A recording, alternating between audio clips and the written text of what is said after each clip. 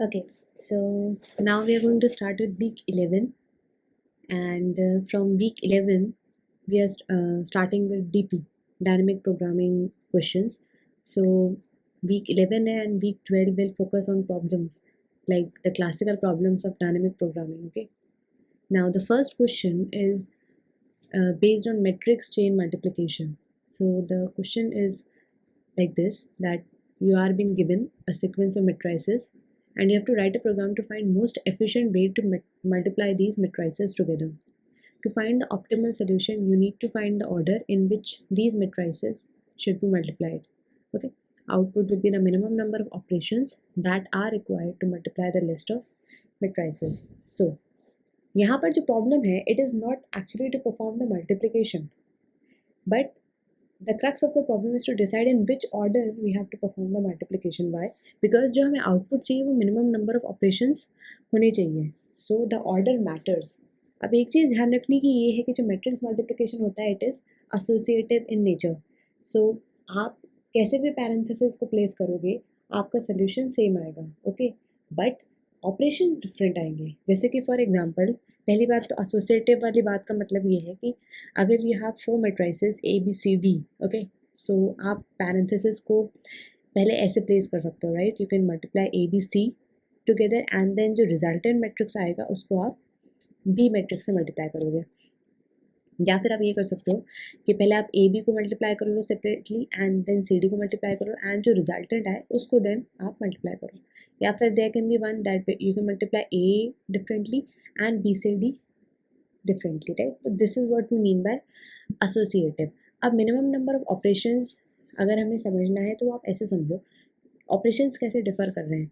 जैसे कि for example you have 3 matrix, okay, 3 matrices and A का जो ऑर्डर है वो है 10 into 30, B is a 30 into 5 matrix and C is a 5 into 60 matrix. Okay, सो अब अगर हम ये वाला ऑर्डर फॉलो करते हैं, राइट, जहाँ पे हम A को सेपरेटली मल्टीप्लाई करेंगे और पहले B से को करेंगे और उसके रिजल्टेंट को फिर A से करेंगे, उस केस में क्या होगा? A के हमने डायमेंशंस लिख दिए, वो है 10 30, B के हैं 30 into 5 और C के हैं 5 into 60.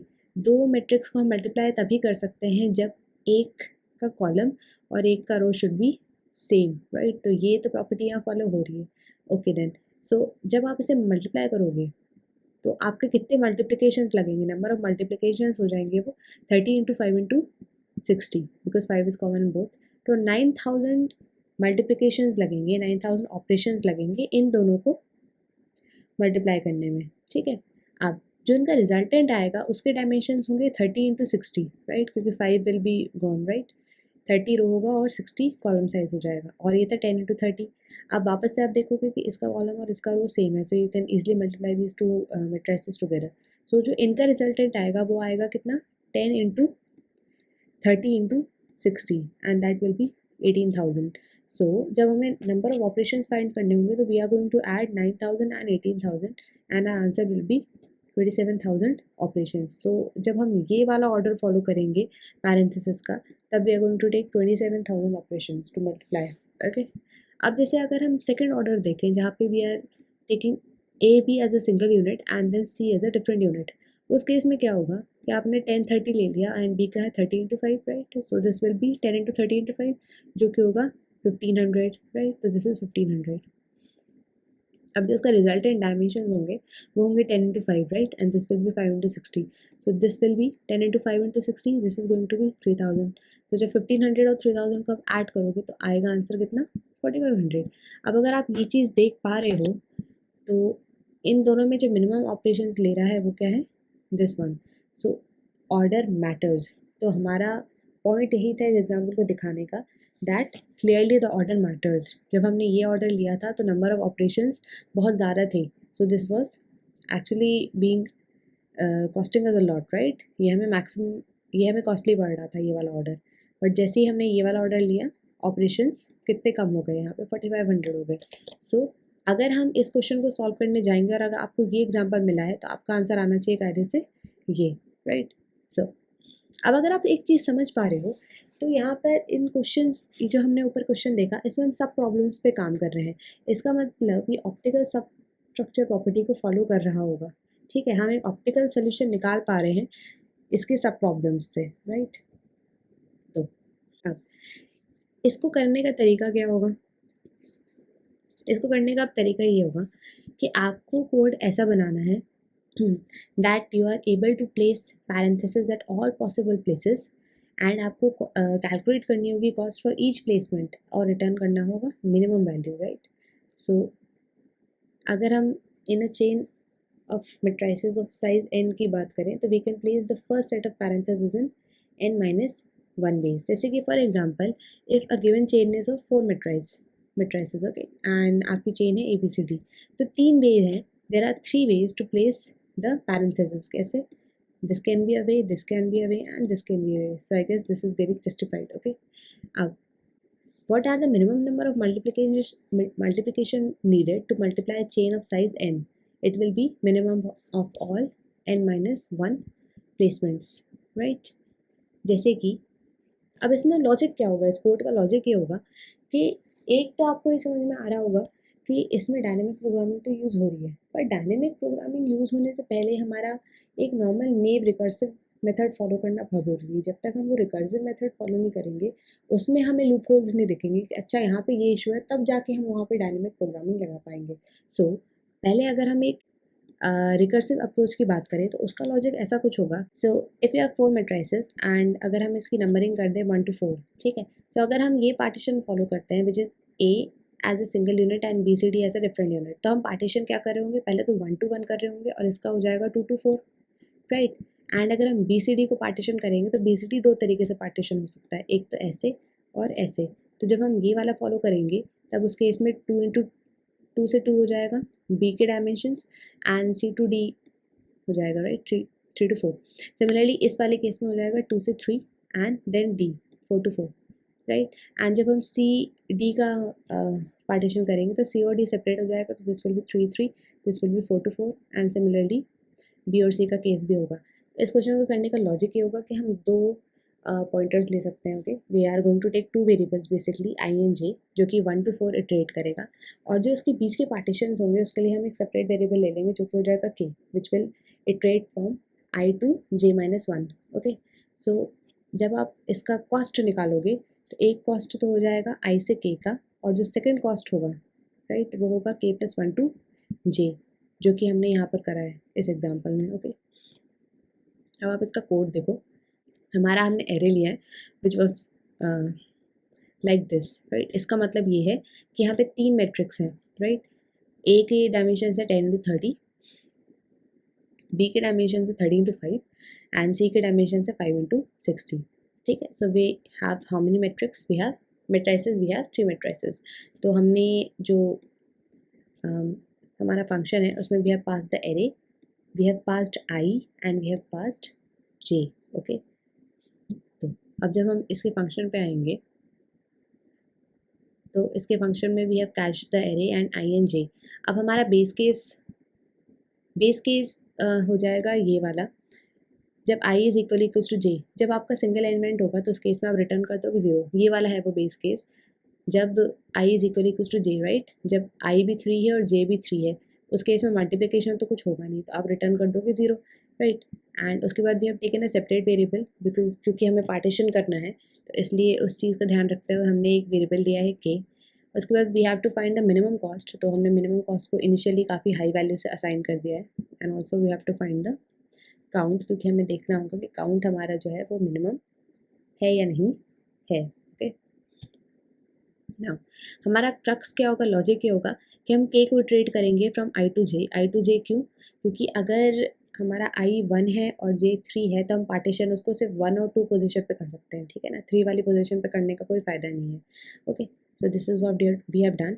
एंड काउंट में हमने क्या किया है कि यही वाला लॉजिक लगाया है कि पहले जो होगा पार्टीशन वो I to K होगा, और जो सेकेंड पार्टीशन होगा वो K + 1 to J होगा, जो यहाँ वाले केस में हो रहा था कि जो था ये I2 k था, यहाँ पे I1 है और k भी 1 है, और सेकंड वाले में k + 1 to j है, मतलब k + 1 कितना हो जाएगा, 1 + 1 is 2 एंड j हो जाएगा हमारा 4, right. So this is what we have done. And जो ये वाला पार्ट है हमारा, ये बेसिकली क्या है, हमारे डायमेंशंस डिसाइड करता है, राइट। जो हम ऑर्डर ऑफ मल्टीप्लिकेशन कर रहे हैं वो हमारा इस वाले पार्ट से समझ में आएगा। तो ये वाला भी आप एक बार जब आप ड्राई रन करके देखोगे इसे एक बार, तब आपको समझ में आ जाएगा, इट्स नॉट दैट हार्ड। इसी एग्जाम्पल को तोड़ के देख लेना, और उसमें फाइनली आप ये देखोगे कि जो डायमेंशंस है वो ये फॉलो कर रहा है, I-1 k और j। Okay, so this is basically giving us the order of dimensions, या ऑर्डर या फिर dimensions of multiplication. Okay, anyways आगे हम ये चेक करेंगे कि अगर we are able to reach the minimum cost or not, right? And in the end, if we have reached after completion of the loop, then we are going to return the minimum cost. So इस code को जब आप run करोगे तो आपको जो answer आएगा वो आएगा 4500, because we have taken the same example which was this example. Okay, अब इसमें इशू ये है, इसकी टाइम कॉम्प्लेक्सिटी एक्सपोनेंशियल आएगी। इसमें इशू ये है कि हम इसमें सेम सब प्रॉब्लम्स को बार बार कॉल कर रहे हैं, क्योंकि हमने एक नेव रिकर्सिव अप्रोच फॉलो करी है। सो बिकॉज हम ये चीज़ बार बार कर रहे हैं, तो इसका मतलब इस प्रॉब्लम में ओवरलैपिंग सब प्रॉब्लम भी है, ठीक है। सो देखा जाए तो यहाँ पे ओवरलैपिंग सब प्रॉब्लम्स भी है एंड इसमें ऑप्टिकल सब स्ट्रक्चर भी है। तो हम यहाँ पर डायनेमिक प्रोग्रामिंग यूज़ कर सकते हैं। अब डायनेमिक प्रोग्रामिंग में हमारे दो टेक्निक्स होते हैं, एक होता है टैबुलेशन और एक होता है memorisation. Okay, so tabulation is basically it follows a bottom up dynamic programming approach, और मेमोराइजेशन में हम टॉप डाउन डीपी यूज़ करते हैं। तो आप इसे दोनों तरीके से कर सकते हो, you should know the difference between the two. But anyways अगर हम इसका कोड देखें मेमोराइजेशन से, ठीक है, जिसे हम टॉप डाउन डीपी कहते हैं, तो उस केस में हम क्या करेंगे, हमारा लॉजिक क्या होगा कि ये जो वैल्यू है जिसको ये बार बार रिपीटेडली कंप्यूट कर रहा है, हमें हमें वो कंप्यूट नहीं करवाना उससे बार बार, हमें उसे स्टोर करवा लेना एक डिफरेंट वेरिएबल में, right. For that we have used a global variable, जहाँ पे हमने एक 2D एरे ले लिया है। इसकी जगह आप वेक्टर और वेक्टर भी ले सकते हो, राइट। तो ऐसा कुछ नहीं है, आप ये लो चाहे आप वेक्टर और वेक्टर लो, that is all up to you. Okay, so हमने सेम इनपुट ले लिया है and then we have computed R N, right. And उसके बाद हमने मेम सेट से इसको असाइन कर दिया है वैल्यू एज -1, ठीक है। तो इसमें इनिशियली सारी की सारी वैल्यूज़ -1 हो जाएगी। -1 हमने इसलिए रखी है क्योंकि जब हम मल्टीप्लिकेशन करेंगे तो मिनिमम वैल्यू हमें वहाँ पे 0 तो मिल ही रही है, राइट। तो इसलिए 0 से डिफर करवाने के लिए हमने यहाँ पे -1 रख दिया है, क्योंकि आपका एक डाउट आ सकता था कि आपने 0 क्यों नहीं रखा, बट हम 0 नहीं रखना चाह रहे due to that reason. Okay, anyways we have called this function, यहाँ से बेसिकली हमें ऑर्डर डिसाइड करना था। सो ये हम उसी कोड उसी फंक्शन में भी कर सकते थे। तो यहाँ से हमने एरे एंड साइज पास कर दिया है, and here we are actually deciding the I and J. So I जो है हमारा 1 होता है, जे जो होता है हमारा n-1 टाइम्स चलता है, राइट। तो फाइनली जो हमारा मेमोराइज्ड फंक्शन होगा उसमें एरे आई और जे की वैल्यू पास हो जाएगी। अब पूरा का पूरा कोड सेम है, डिफरेंस कहाँ है ये देखो, बेस केस हमारा बिल्कुल सेम है, राइट। ये वैल्यू क्या है, बेसिकली ये वैल्यू है जो हम मिनिमम कंप्यूट कर रहे हैं, बाकी पूरा लूप सेम चल रहा है, राइट। मिनिमम जो हम कंप्यूट कर रहे हैं उसको हम क्या कर रहे हैं, एक जगह पर स्टोर कर ले रहे हैं, राइट। तो हम इसे यहाँ पर स्टोर कर लेंगे, वो भी उसकी मिनिमम वैल्यू, तो हमने मिनिमम फंक्शन यूज़ करा है इसके लिए, एंड तब हम वो रिटर्न कर रहे हैं वो मिनिमम वैल्यू को। तो इस केस में क्या होगा, तो वहाँ पर जो हमने मिन वैल्यू ली थी, जो मिन हमने वेरिएबल लिया था उसको हमने इंट मैक्स रखा था, राइट। तो यहाँ पर हमारा जो DPIJ है उसको हम इंट मैक्स रख देंगे, and anyways we are going to keep computing the min value. पर अगर ऐसा कोई केस आता है जब DPIJ की value is not equal to -1, इसका मतलब ये है कि कोई ऐसी स्टेट है जिसको हम रीविजिट कर रहे हैं, तो उस केस में जो आंसर ऑलरेडी स्टोर्ड होगा इसमें वो हम रिटर्न करा देंगे, राइट। तो ये है फ़ायदा when you are using dynamic programming approach. तो सिर्फ इतना ही डिफरेंस आएगा कि यहाँ पर हमने एक एक्स्ट्रा वेरिएबल यूज़ कर लिया है for keeping the already used values. तो इसलिए जो स्पेस कॉम्प्लेक्सिटी है वो n² चली जाएगी, एंड जो इसकी टाइम कॉम्प्लेक्सिटी वो n³ जाएगी। उसका रीज़न ये है कि ये ऑलरेडी n×n है, एंड क्योंकि हम ये n टाइम्स लूप चला रहे हैं, तो basically n×n is going to give us n³ which is at least much better than the exponential time complexity. So this is our code for matrix chain multiplication. I hope you got both the approaches, recursive as well as the memoization approach. Okay, so thank you.